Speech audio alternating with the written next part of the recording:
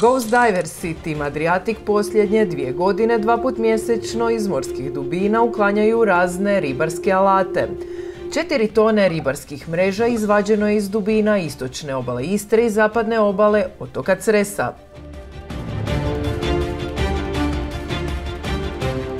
Hladno jutro u Plomin luci neće ih spriječiti u još jednom zaronu.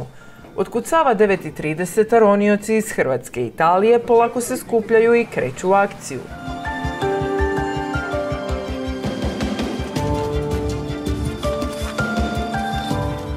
Ghost Diving je jedna fondacija koja je osnovana prije otprilike 7-8 godina u Holandiji, koja se prije svega bavi oporabom napuštenih ribarskih alata po cijelom svijetu. Među ostalim, zadnje 3 godine radimo ovdje i na sjevernom Jadranu uglavnom.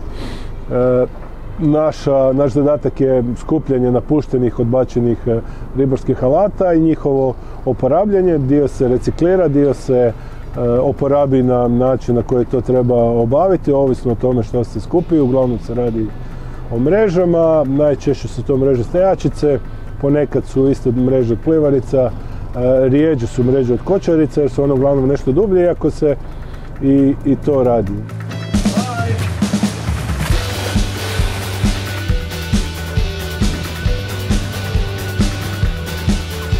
Članovi Ghost Diving Adriatica su ronioci koji se prije svega fokusirani na neki način u svojoj ronilačkoj karijeri na tehničko rojenje, znači imaju nekakve vještine, znanje, opremu koje su povezani sa takvom vrstom rojenja. Nešto iz Hrvatske, jedan dio ljudi dolazi iz Slovenije, jedan dio iz Italije, Austrije, Njemci, čak kolege iz Poljske znaju doći. Tako da se u principu prema dobu godine, prema uvjetima se skupi manje ili više ekipa, od 6, 7, 8 do 10, 12 ljudi. Osim Ghost Diving Adriatic postoje naravno druge ekipe koje rade u Poljskoj, u Holandiji, Španjolskoj, Grčkoj, Novi Zeland, Velika Britanija i tako dalje. Znači na neki način po cijelom svijetu. Isto tako Ghost Diving je jedan od osnivača Healthy Seas. Healthy Seas je fundacija koja se bavi organizacijom, promocijom i aktivnostima vezanim uz zaštitu okoliša, prije svega opet zaštitu morskog okoliša, gdje se najviše radi o oporabljanju i skupljanju napuštenih alata, ali ono što odnosno Healthy Seas što radi je isto tako suradnja sa ribarima, odnosno sa ribarskom industrijom, gdje se ribarske mreže skupljaju, znači ne napuštene, nego one koje jednostavno više ne obavljaju funkciju lova, pa se one šalju na reciklažu na određene mjesto, određene kompanije koje se bave recikliranjem napuštenih, odnosno potrošenih ribarskih alata. I isto tako Healthy Seas se bavi edukacijom, znači rad sa mladima, ali općenito edukacijom gdje se ukazuje na zašto je bitno očuvati okoliš, pa i time i morski okoliš, i na koji način se bi trebali ili mi željeli postupati prema tom morskom okolišu. Otkako je pokrenuta 2013. godine pa sve do danas, zajedno s roniocima i ribarima prikupljeno je preko 585 tona mreža i drugog otpada iz mora i oceana.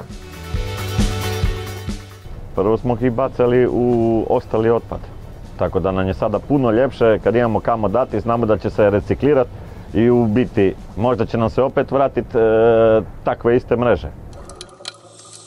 Ribarske mreže fino na dnu, jedino ako zakače i onda se polome, ili ako ih neki zaboravi pa onda svi senjali puknu i one jednostavno ostanu dole.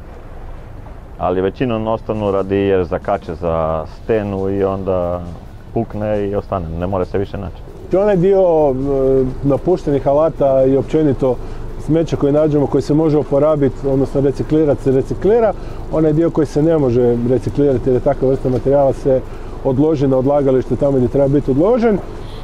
Prije svega se tu radi o plastici, znači o najlonu i metalu. Metal se može oporabiti i jedna određena vrsta plastike se može oporabiti. Ono što je bitno da je većina ribarskih mreža, ovih modernijih, novih, je napravljena od materijala koji se može oporabiti. One se šalju u tvrtke koje se bave pripremom tog materijala za reciklažu, onda postoje dalje tvrtke koje se bave reciklažom, znači od tih starih najlonskih mreža, odnosno od najlona kao sirovine se proizvode novi najlon, nove najlonske niti iz kojih se može proizvoditi bilo šta. Najčešće su to danas u industriji koju vidimo, koju mi poznamo su odjevna sredstva, znači da li su to čarape, da li su to kupaći kostimi, recimo ova majica je napravljena od jednog takvog oporabljenog materijala, u ovom slučaju napuštenih ribarskih alata.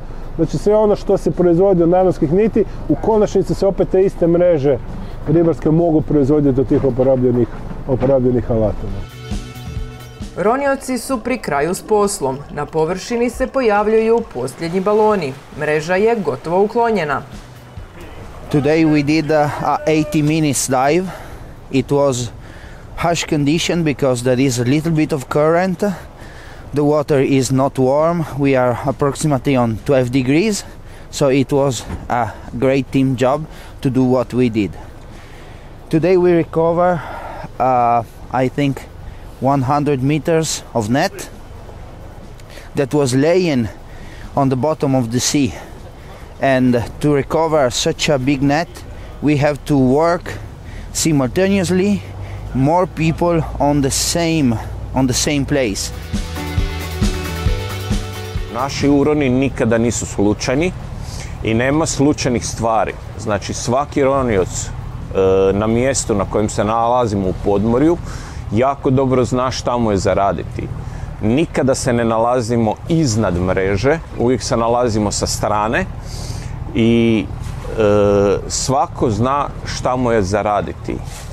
Jedan snima, jedan korigira rad, nekoliko njih se bave isključivo poslom kačenja i skupljanja na jednu gomilu mreže.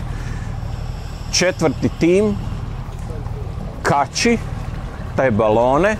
Ronioc sa strane koji cijelo vrijeme permanentno promatra šta se događa, čeka svoj trenutak kada će sa dodatnim bocama zraka priključiti ventil, napuhati taj balon i maknuti se od mreže, pustiti da jednostavno zrak odradi svoje.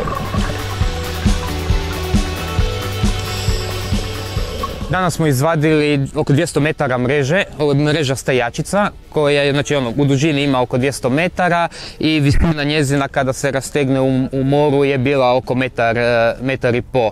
Tokom ronjenja smo čak naišli i na neke ribe koje su još uvijek bile žive, tako da njih smo oslobodili, neke druge nismo uspjeli spasiti, ali upravo je to naša misija, spriječiti da mreže koje su napuštene, znači ovo je napuštena mreža koju niko nije, ribar koji je nažalost izgubio, nije mogao izvući van.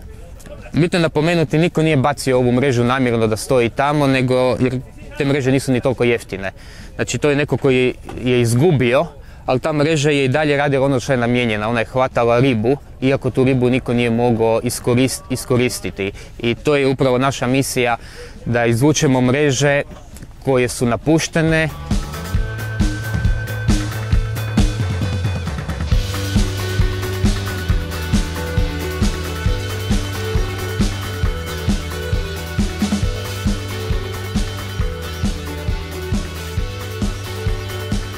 Na kraju dana svi s broda odlaze zadovoljni. Danas smo imali odličan dan, skupili smo barem 200-250 metara dužnih mreža stajačica koje su uglavnom napravljene od najlona. Imamo isto tako i lime koje idu zajedno. One će se nekoliko dana sušiti, zatim ih pakiramo i spremamo ih za slanje na reciklažu. Naravno da nećemo slati samo ove mreže, nego kroz vrijeme se skupi određena veća količina materijala mreža ili drugih napuštenih ribarskih alata i onda se njih šalje se zajedno na reciklažu. U samom procesu reciklaže možemo vidjeti jedna kutija koju mi promotivno koristimo, gdje se vidi da mi od mreža koje se prvo moraju naravno oprati da bi se one mogle oporabljati, od mreža koje se operu pripreme se radi granulat, od granulata se kasnije u drugoj fazi procesa rade niti i od niti se mogu raditi različiti proizvodi. U ovom trenutku mi imamo recimo čarape koje se rade od oporabljenih, u ovom slučaju ribarskih mreža, odnosno napuštenih ribarskih alata. Ekipa je danas stvarno odradila odlično, nije bilo nikakvih problema, dapače, na početku je bilo malo bure, ali poslije smo se snašli. Kristina je bila s nama cijeli dan, preživjela je, tako da super je bilo.